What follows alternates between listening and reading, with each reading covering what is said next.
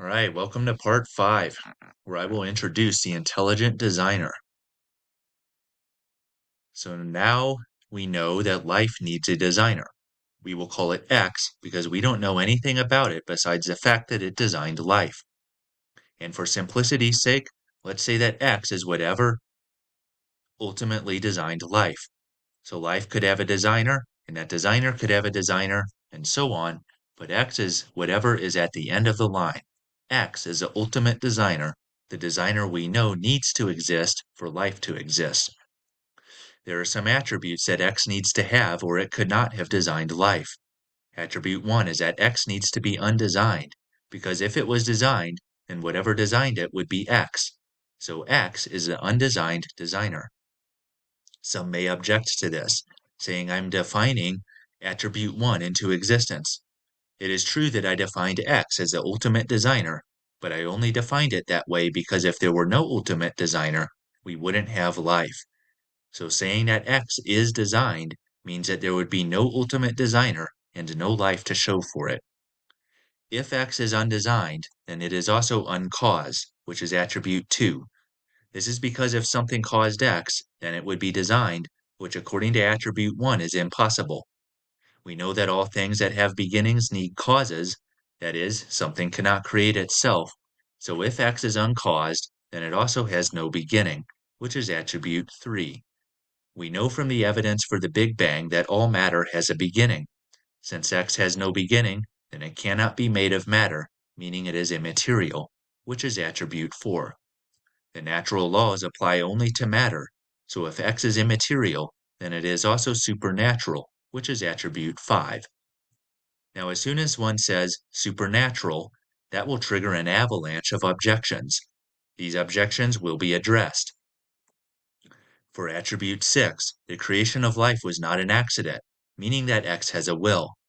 Wills only belong to living things, that is, even the most complex machine, like a supercomputer, doesn't want anything. So attribute 7 is that X is alive. And it takes much intelligence to design life. In fact, the world's smartest scientists could not build a cell even if they tried. So attribute 8 is that X is intelligent. We could add some other attributes, like having the power to create, or the fact that X is at least somewhat knowable, perhaps even personal. But that won't be necessary to show our conclusion, which is that life needs a designer X who is undesigned, uncaused, without a beginning, immaterial, supernatural, willful, alive, and intelligent. That sounds pretty similar to the traditional view of God, so we can safely call X God. Therefore, it doesn't matter what a person thinks designed life. They can call it an alien if they want, but regardless of what they call it, it must have the attributes that only belong to God. Calling God by a different name, like an alien, does not change who he must be. Know that as soon as you say God, especially in a scientific community, that will trigger many objections, which I will take the time to address. Some will object to a specific attribute of God, his supernatural nature. In fact, some will not even consider this supernatural. It is disregarded simply for being supernatural. You can see parts 2, 3, and 6 of my Faith versus Science videos for an answer to this. But the first objection is that invoking supernatural explanations is unscientific. That is, saying God did it is not scientifically testable, and so it doesn't belong in science. And I agree. Science is devoted to what can be studied by science, so saying God did it doesn't belong in a scientific journal. However, the supernatural was invoked philosophically, not scientifically. That is, I used science to show that life cannot have formed randomly, and I used philosophy to talk about its designer. If this were in a scientific journal, I would delete the philosophical part. But some would say that even arguing scientifically for a designer shouldn't belong in science, because of the conclusion. I say that casting out a hypothesis because of what the conclusion might be is extremely biased. Bias like this is not tolerated anywhere else in science. Besides, scientifically speaking, I am arguing against the formation of life by random chance, not for a designer. That is, The scientific part says that life cannot have formed randomly, nothing more. This distinction is extremely important to make, so let me explain. It is true that saying God did it is not scientifically testable. However, saying God did not do it is. I can scientifically test all the theories that say God did not do it, and if those fall through, then we can conclude that God did do it. Of course, I can never show beyond a doubt that it was God, or that some secular theory won't come out in the future that explains life, but that is due to the limitations of science and is no fault of my argument. There is always doubt in conclusions reached by science, including life not being able to form randomly, but that doesn't stop us from believing them. That is, science can only prove things false, not true. So I can't scientifically say that God did it, but I can scientifically say that God did not do it is false. So we know intelligent design is true by the impossibility of the contrary. Making this distinction is important because it forces one to consider the evidence like they would for any other hypothesis. Therefore, when I say intelligent design is a scientific theory, I am only referring to the idea that life cannot have formed randomly. Implying intelligent design is merely an implication of science made philosophically, but strictly speaking is not science. The third objection is similar yet distinct. It states that invoking the supernatural impedes scientific progress. That is, saying God did it does not explain how something works. Once God is invoked, there is no longer a motivation to study something scientifically. So, scientific explanations cease like they did in the Middle Ages. So the objector has more of a practical concern. And this objection assumes that one must have either a scientific explanation or a theistic one. I must choose, I can't have both, one drives out the other. While it is true that theistic explanations don't belong in science, there is nothing in science saying that they can't both exist, like we see in intelligent design. Therefore, to assume that I must choose between faith and science is to act on faith, not science. Besides, the supernatural was invoked because of the presence of science, not the absence of it. It is only from the advances in biochemistry that we know that certain mechanisms are irreducibly complex. It is only because thousands of biochemists spent millions of hours in the laboratory researching these pathways that we know they are irreducibly complex. So, in that respect, intelligent design is based on the progress of science and is like any other scientific conclusion. Besides, history does not conclusively support the idea that religion impedes science. Sure, there were those who used it in that way, like the Roman Catholic Church opposing the belief that the earth revolved around the sun, but it is also true that many of the main founders of modern science were religious, and were in fact motivated by their religion to make scientific discoveries. Science was seen as an opportunity to learn more about the world that God had created. This was certainly the case for Michael Faraday, whose theories provide the basis for electromagnetism. His desire to see order in the world allowed him to see certain patterns, which became the laws of electromagnetism. And it is most certainly the case that the theory of intelligent design encourages scientific progress. The fact that we say design implies that we must know that something is designed, and there is no way to know this outside of the advances of science.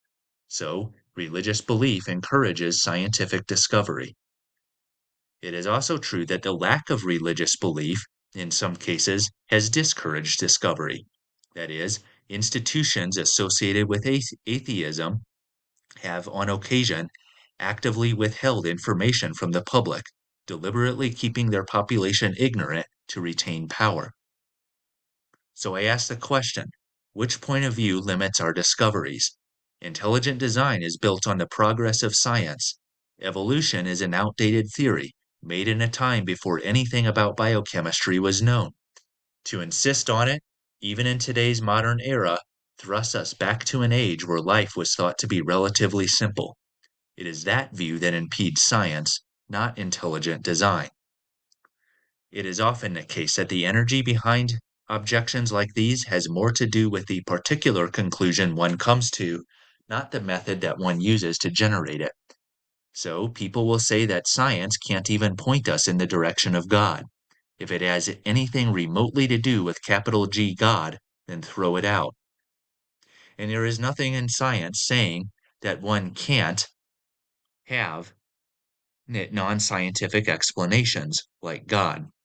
Therefore, to act in this way is to operate on faith, not science. This is like sitting on a tree branch and cutting it off. The objector intends to do away with faith, but in the process reintroduces it. The next objection comes from David Hume, a Scottish philosopher of the 18th century. It says that a supernatural explanation, by definition, is unlikely. That is, extraordinary claims, like saying that God exists, need extraordinary amounts of evidence to be accepted. And for time's sake, this objection is addressed in part 6 of my Faith versus Science videos. Personally, I think the claim that we evolved from a single-celled organism, which supposedly formed from atoms, is a pretty extraordinary claim, and therefore requires an extraordinary amount of evidence. But I address it in more detail in my Faith versus Science videos. Okay, supernatural nature aside, there are some other objections to the intelligent designer. One might say, you are committing the God of the gaps fallacy, which is assuming a supernatural explanation in the absence of a natural one. There are a few problems with this accusation. Firstly, the natural explanation does exist, and it is left wanting. We know how these irreducibly complex mechanisms works. It is for that reason that a designer is suggested. It is natural things working in supernatural ways. Therefore, the supernatural is not assumed. Although its conclusion is not scientific, intelligent design is an argument from science. Also, it is equally as fallacious to assume a natural explanation, especially when the evidence seems to contradict you. We see an evolution of the gaps fallacy when some assume that evolution explains things like the origin of the first cell or of the irreducibly complex pathways without having the faintest idea how. But one might say, but the intelligent designer is not the Christian God. Well, I never claimed it was the Christian God. The designer could be any God, or even an alien or the flying spaghetti monster, so long as it has the attributes mentioned. This is not what some would call creationism in disguise.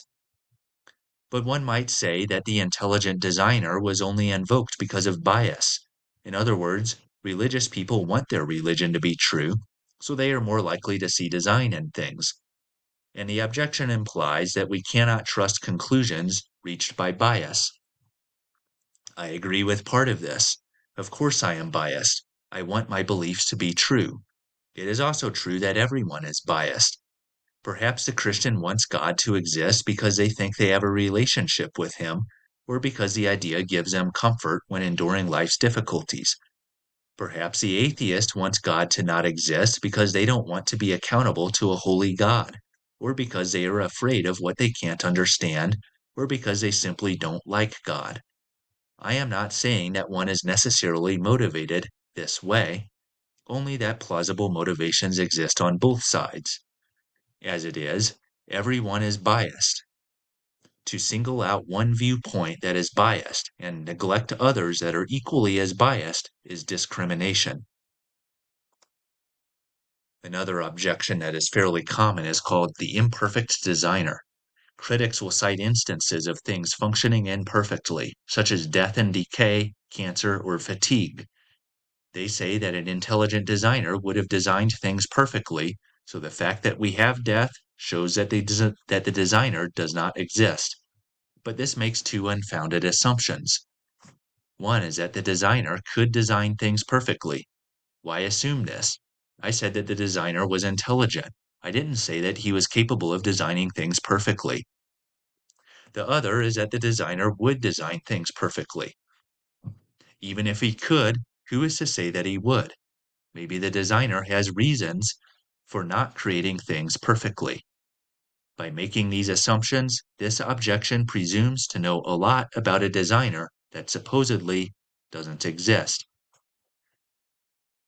And we could add a third assumption, which is that it rules out the possibility that the designer both could and would create things perfectly, but that it fell from that state to what they are today.